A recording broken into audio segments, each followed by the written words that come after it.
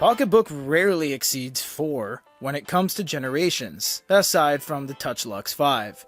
Things usually reach EOL or end of life around this precise gen. This is the BASIC LUX 4.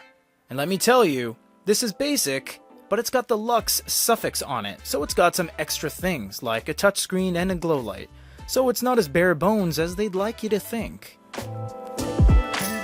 Let's check out the build on this thing. It is very Pocketbook-esque in that the top corners are square and the bottoms are rounded. You might be asking why they do that. That's for your hand. It safely and nicely nestles into the meat of your hand. If it was the other way, this would get a little bit harsh, and it is quite pinpoint, so that's why they do that.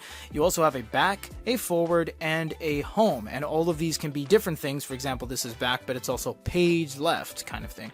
The look of the unit is very nice because it's very clean on all 3 out of 4 sides. Everything happens down below. Unfortunately, we do have micro USB, not USB-C, but we do have an SD card for expandable storage, and they don't have an LED indicator because it's built into the actual button at the bottom, which is a very nice touch because it saves areas for them to do less tooling. They don't need to make a little circle there. The back has all the cert stamps, and it does leave a fair amount of fingerprints. We do alcohol our fingertips before every shoot, but you can see here the oils still shine through, and the lack of texture on the back does leave a lot of printing.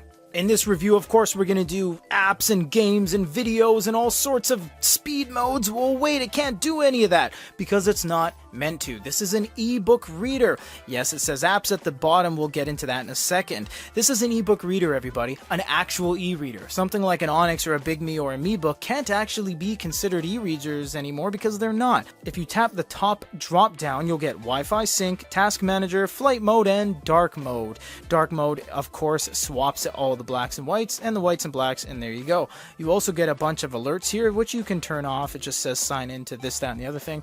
And you get a glow light. Unfortunately, no warm, just glow. That's how they keep the price down. Less LEDs. If you go over to the settings, you get an adequate amount of settings. They've also been really forthcoming with how many things they have on this. It is a little bit of a learning curve when it comes to the deep dives of where your settings are. It's not entirely clear how to go back as well because you have to use the page left to go back, and page forward won't do anything. So it's a slight learning curve, but Pocketbook honestly has you covered for the most part when it comes to the overall use of the device. Small note, for Wi-Fi, there's only 2.4 gigahertz. There is no 5. So if you only have Wi-Fi 5 at home, you won't be able to connect. It can't pick it up. That is the home button, of course, and you're faced with a very nice home screen. I've always loved this home screen. It's very clean, concise, and it's just clear as to what to do.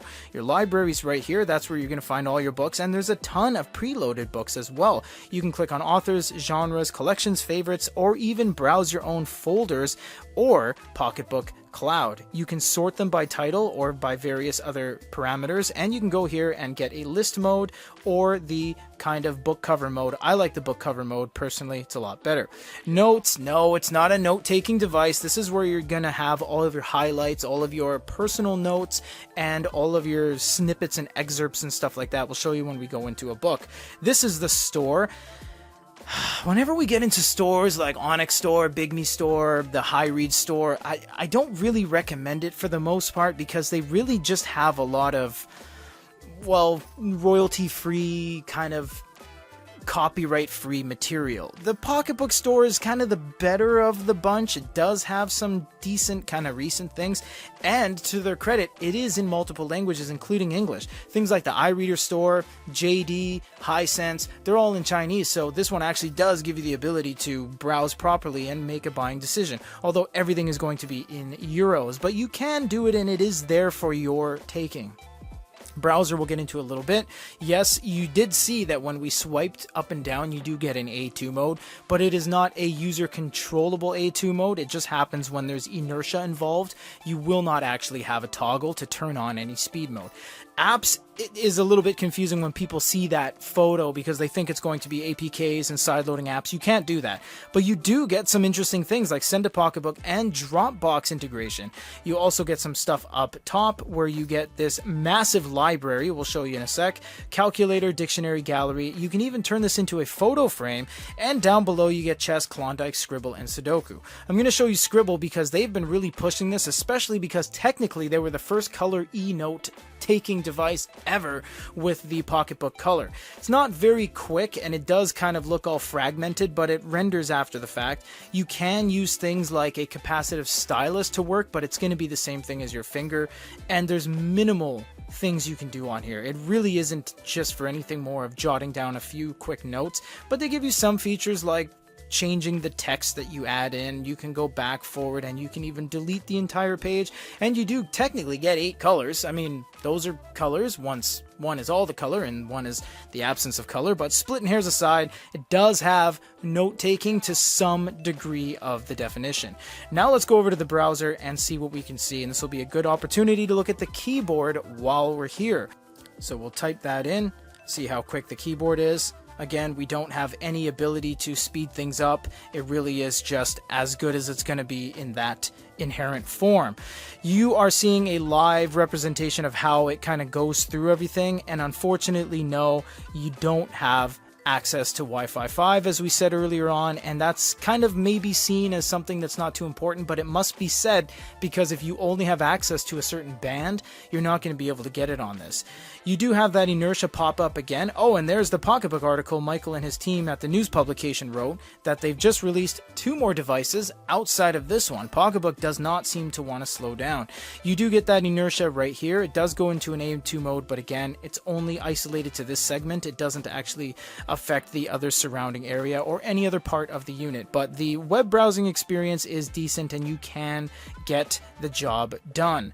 This is, I never remember how to pronounce that, and our users were very nice enough to tell me how to pronounce that. I just completely forgot. Online or something like that, but it is a huge international library collection where you can click on your library of wherever you are in the world, but it doesn't work with every city.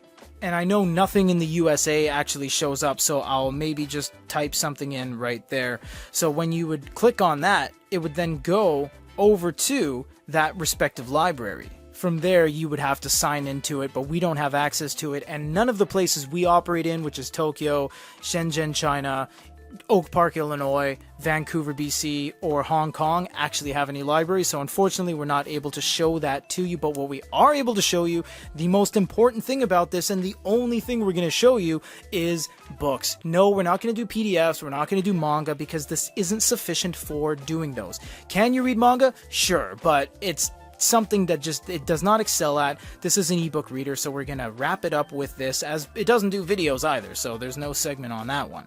You can long press on something, and this is where you're going to take your notes, and this is where that note section comes into play. So if I write my name like that, it was a little bit laggy, but it did play catch up. If I write my name, that will be visible in the note section on the home screen.